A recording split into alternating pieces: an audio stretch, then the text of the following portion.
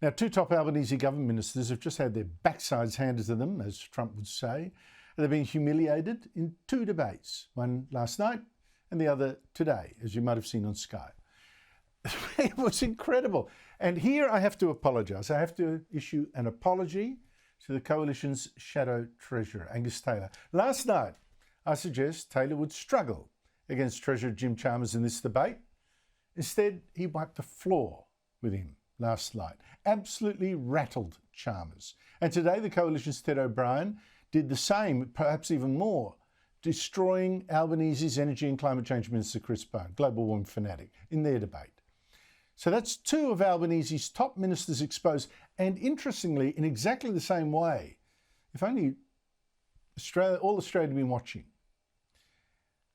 These two ministers had Labor's lies rammed right back down on their throats when they were finally confronted man to man by Liberals who were right on top of the details. And I'll show you. You take Chris Bowen.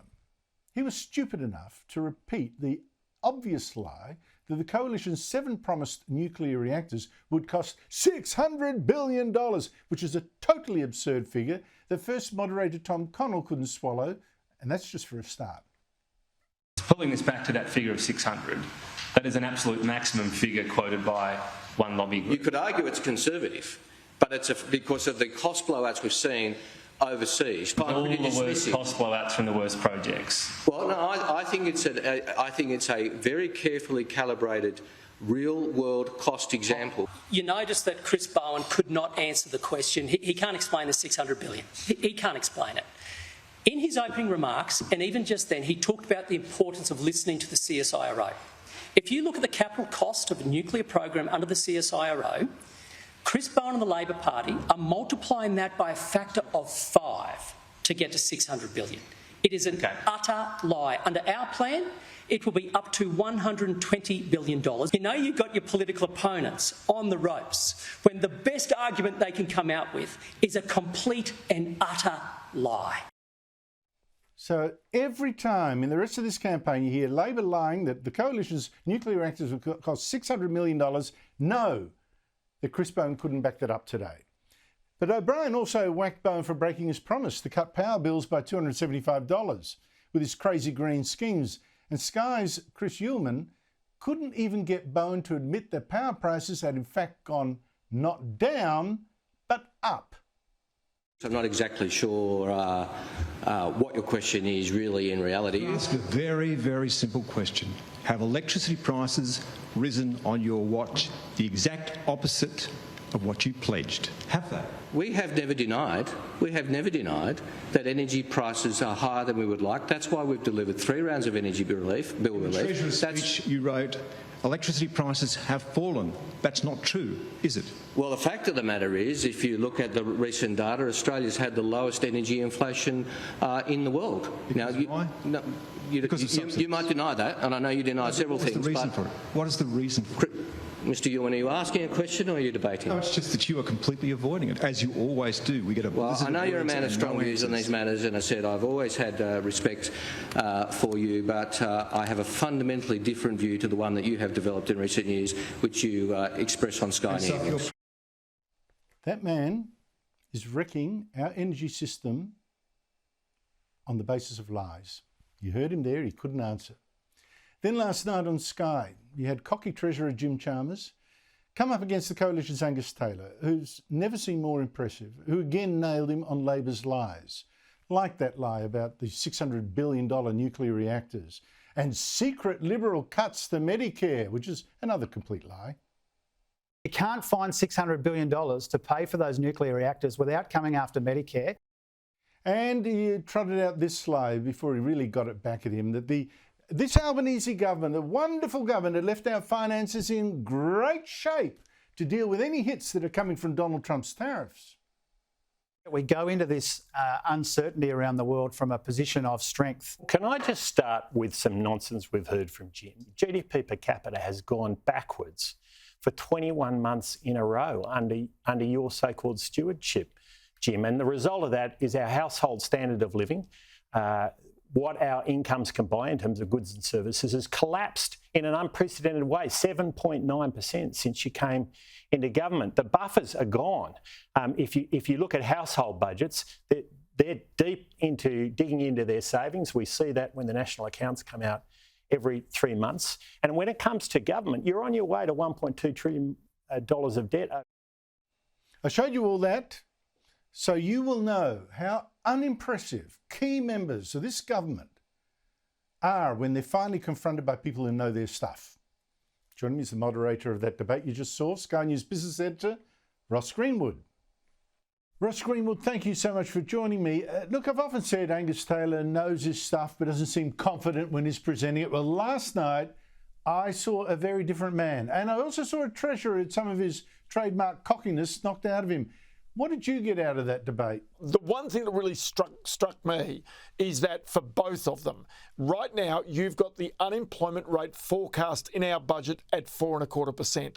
You've got deficits and debt going on for a decade into the future with no view of trying to balance the books. So if all of a sudden you had a downturn in the world economy, if you had a global recession, Australia is not well equipped to cope with it.